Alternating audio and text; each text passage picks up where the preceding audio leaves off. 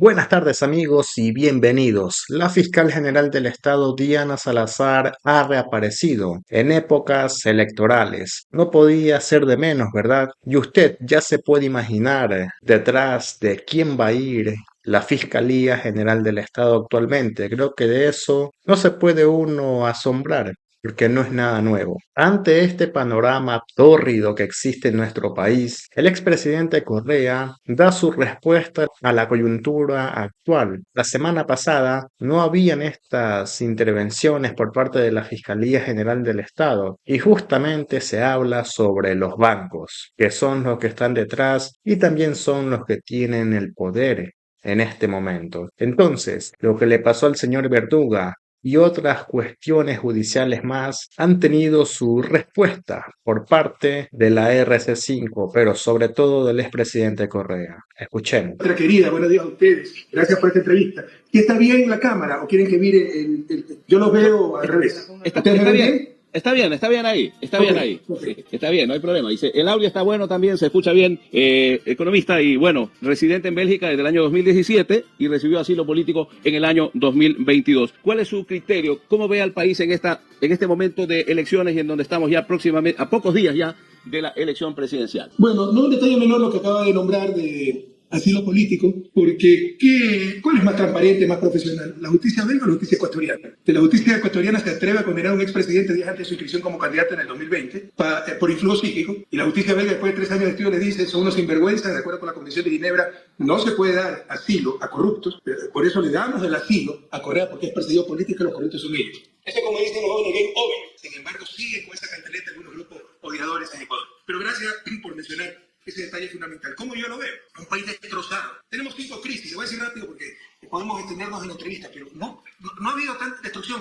tan rápida de un país en época de paz. Y pocas veces he visto la patria en una crisis multidimensional como esta. Crisis de seguridad. Y algunos dicen solo tiene un año, 4 años más y estamos todos enterrados. Porque en lugar de disminuir los crímenes, enero ha sido el enero más violento de toda la historia del país. Porque en lugar de disminuir influencia, las bandas delincuenciales han aumentado. Porque el narcotráfico no solo infectó el Estado, sino la banca. 3.000 millones se van en la banca. ¿Por qué cree que se hayan de conceder por invasión ciudadana para impedir la posesión del nuevo superintendente del banco? Porque no lo manejan los banqueros. No les conviene, no hay voluntad, ni capacidad, pero tampoco voluntad de combatir el crimen organizado, porque de eso está viviendo, entre otros, el sistema financiero, los banqueros, y no va también el banquero. Y Lady Empericia, Diana Salazar, aliada de los banqueros. Tenemos una crisis energética que solo pasó porque llovió, que nunca la debimos tener, como Colombia y Perú no la tuvieron, fue pura y simple ineptitud del gobierno por charlatanería, no sabía qué hacer. No debimos tener media hora de corte de luz. Tercero, crisis económica. Tercer trimestre consecutivo del 2024 está en la cifra de crecimiento, oficialmente estamos en recesión. El cuarto trimestre es aún peor, ¿por qué? Porque fue la crisis energética, vamos a crecer por lo menos 2%, la única vez que crecimos fue 2016 por el terremoto de Pernales, 0.7%,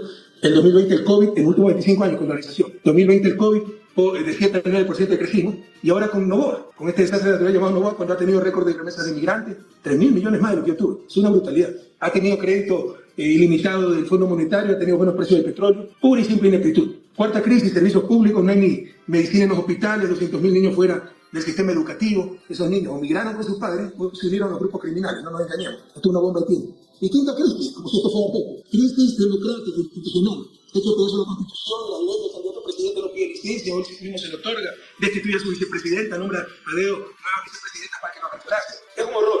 Somos el hazmerrín mundial. ¿Qué inversionista extranjero va a venir a un país con todas estas crisis? Y por supuesto las principales víctimas son Babahoyo, Quevedo, Los Ríos, el pueblo ecuatoriano. Economista Rafael Correa, ¿en qué momento cree usted que en el Ecuador políticamente se pone el correísmo y el anticorreísmo? Porque es lo que se ve según las preferencias electorales acá. ¿Desde qué año usted cree que se instala esto aquí en el Ecuador, políticamente? Desde 2006, pues, desde que aparecí como candidato, desde 2005, desde que aparecí como ministro de Finanzas. No sé Recuerda que yo duré 100 días como ministro de Finanzas y tuve que irme por las presiones del Fondo Monetario, del Banco Mundial, de las élites ecuatorianas que no querían que cambie nada, y era muy peligroso un joven economista que demuestre que había un camino alternativo. Luego, cuando yo fui candidato en 2006, aparece cómo se unió el Félix Cordero y toda la oligarquía del Ecuador para tratar de destrozarnos. Y desde el primer día que asumí, una oposición feroz de la mafia mediática, la prensa hegemónica, de todos los grupos de élite, de todos los grupos de poder fáctico, porque cuando tú ganas las elecciones en América Latina, ganas algo de poder político, si eres de izquierda. ¿Por qué la izquierda? Al menos la izquierda de clase media como yo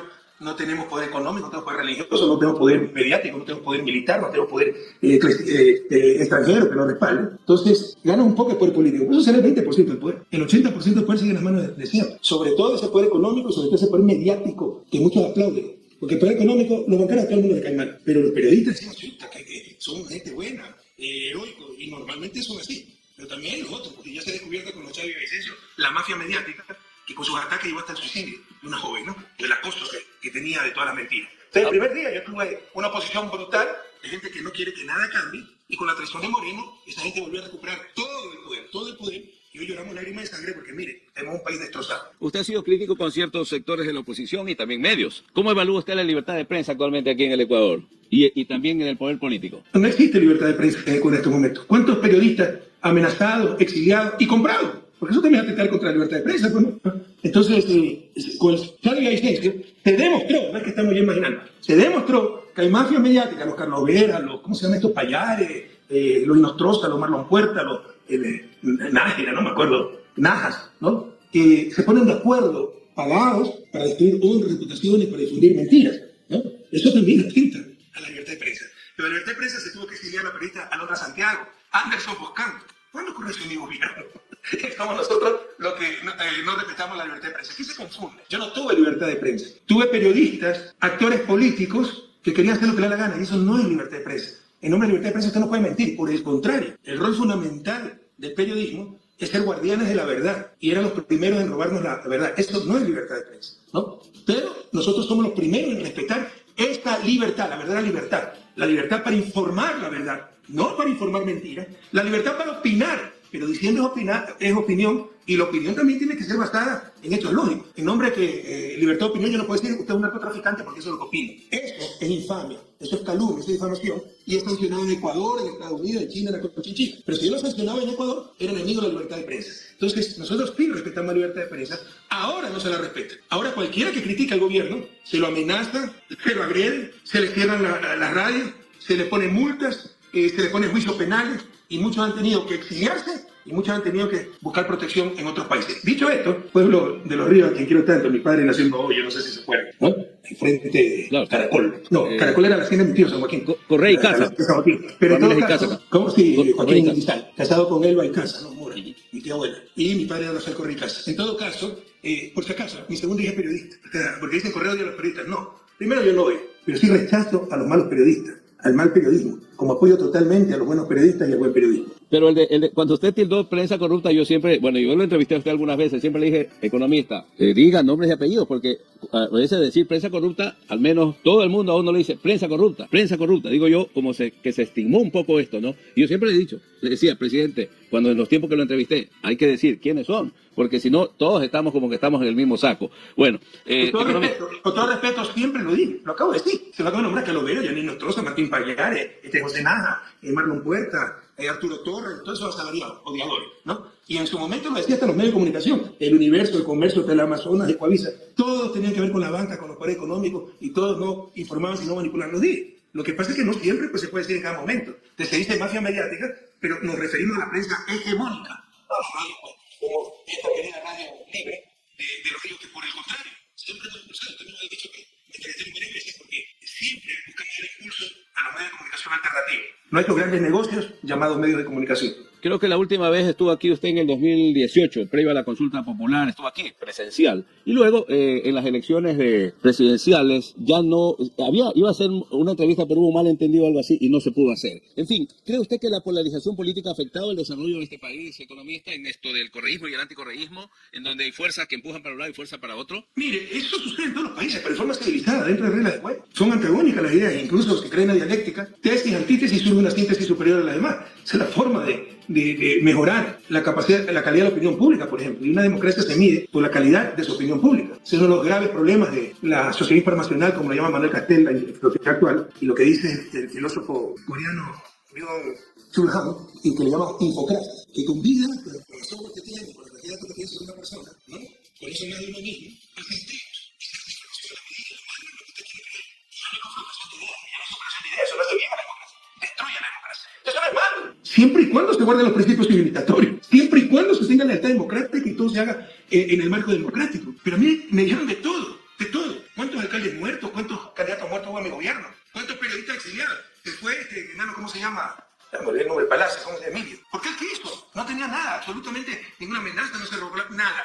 Porque él quiso, ¿ya? Pero aquí, ¿cuántos periodistas han tenido que huir? ¿Cuánta gente ha sido amenazada? Y sobre todo, ¿no? Vino el anticorreísmo con hambre atrasada para destruir. Vino cierta izquierda, lo acaban de reconocer en una entrevista, revisen, ¿no? Aliada a la derecha, falsa izquierda, de la izquierda, me jodes y te jodo. Eso dijeron. En la política se me jodes y te jodo. Y como dije, lo hemos oído, vinieron a joder y rompieron la constitución, aplaudieron la traición de Moreno. Eso es algo democrático. Eso no existe en los países desarrollados.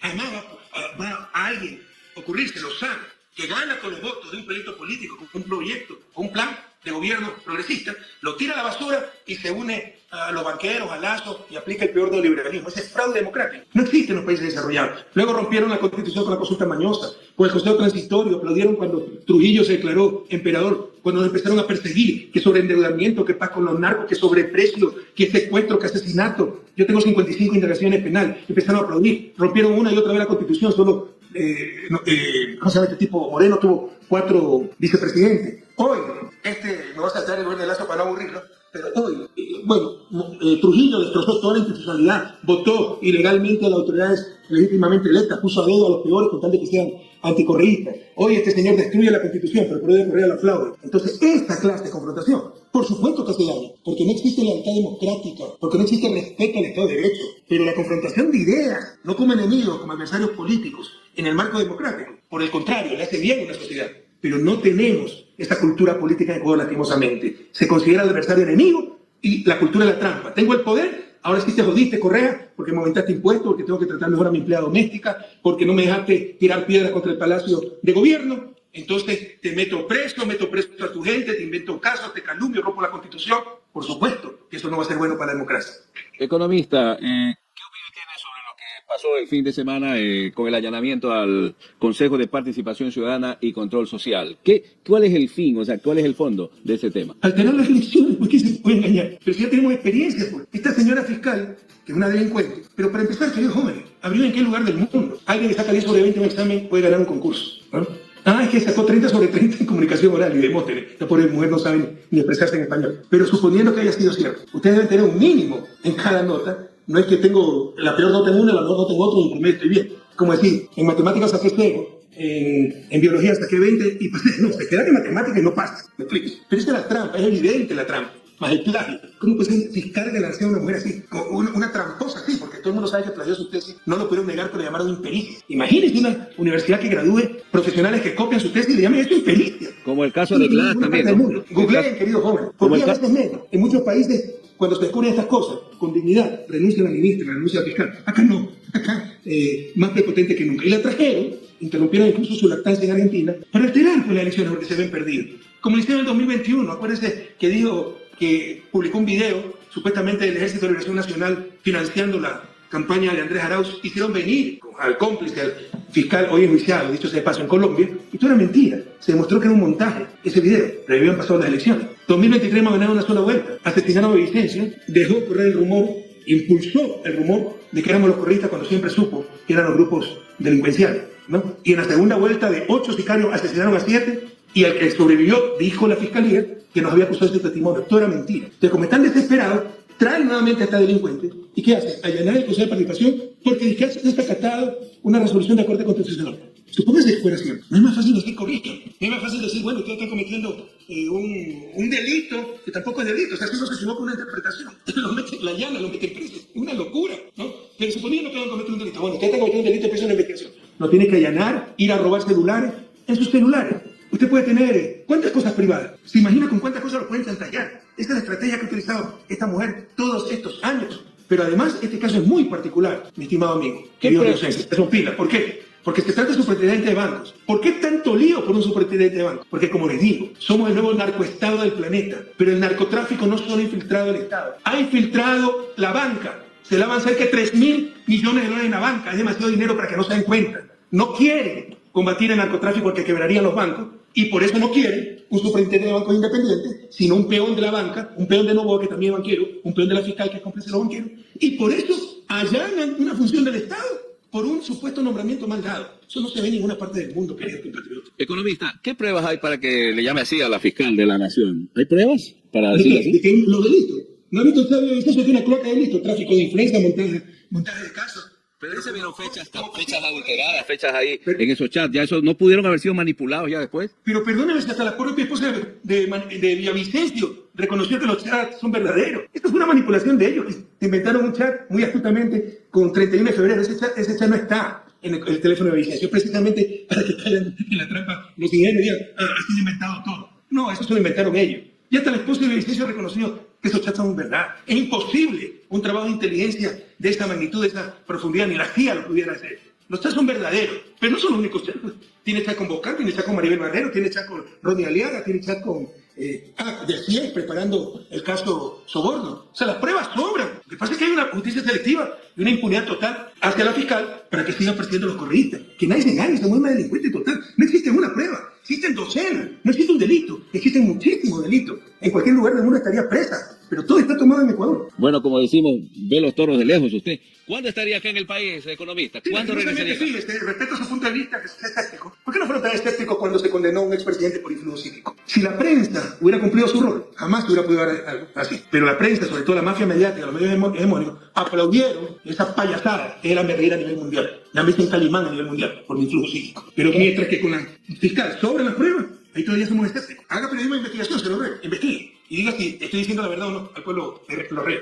¿Cuándo estaría de vuelta, economista, usted, así en su mente? ¿Qué usted piensa? ¿Cuándo estaría de vuelta en el Ecuador? En cualquier momento, si es que los jueces cumplieron su rol, pero todo está tomado, el sistema de justicia está podrido, y que su periodismo que se siga. ¿Por qué?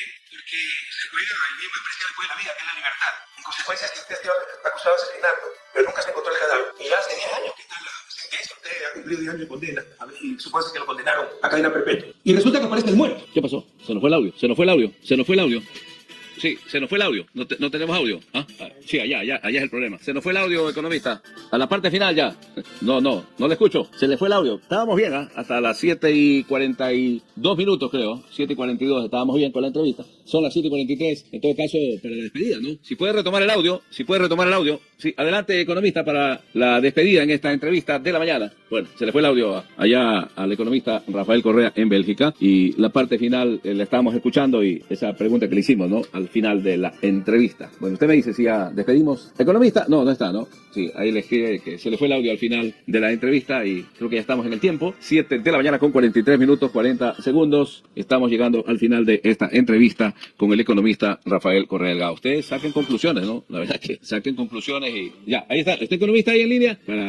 Aproveché la falla técnica, se fue internet, no sé qué se fue. Se le fue el audio. Sí, se le fue el audio en la parte final al economista para despedirlo ya en esta mañana. Sí, ahí se sí. puede revisar en cualquier momento nuestro caso si hubiese jueces honestos, porque con los chats, con los nuevos testigos, todos sabemos que el caso Sobornos, siempre lo supimos, pero ahora tenemos las pruebas, fue un caso montado. Pero yo no tengo ninguna esperanza en el peor sistema de justicia del mundo, ¿no? Los jueces son corruptos. Y más aquí está, imagínense, no es ser el presidente de la Corte y los jueces que los condenó. En todo caso, a nivel internacional, creo que este año se resuelve en mi caso en el Comité de Derechos Humanos de Naciones Unidas. De acuerdo con la Constitución, este informe es mandatorio, de obligado cumplimiento. Ya hay jurisprudencia, lo hicieron con el hermano de Isaías y en otros casos. Pero hay que ver qué le hacen caso a nuestra situación. Porque con nosotros no hay justicia, con nosotros no hay Estado de Derecho, eso es lo que le da la gana. Pero este año, a nivel internacional, Dios mediante, ya le vamos a ganar a nivel del sistema de Naciones Unidas. Y esta resolución del Comité de Derechos Humanos de Naciones Unidas, de acuerdo con la Constitución, es de obligatorio cumplimiento en Ecuador. Economista, vamos a despedir la entrevista. Yo quiero que le envíe un saludo a un primo, Guacho Cabrera. Oiga, sí parece que es un hincha suyo, pero acérrimo. Así que envíenle un saludo allá en Machala a Guachito Cabrera, que lo está escuchando. Y no le pedimos hasta una próxima. ¿Sí me escuchó? ¿Primo suyo o primo mío? Primo mío. Pero parece que fuera, oiga, familia suya. En Machala, un abrazo. Fuerza del oro, guardiana de nuestra soberanía. Provincia tan productiva y tan sufrida también. Vamos adelante, vamos a reír Ecuador.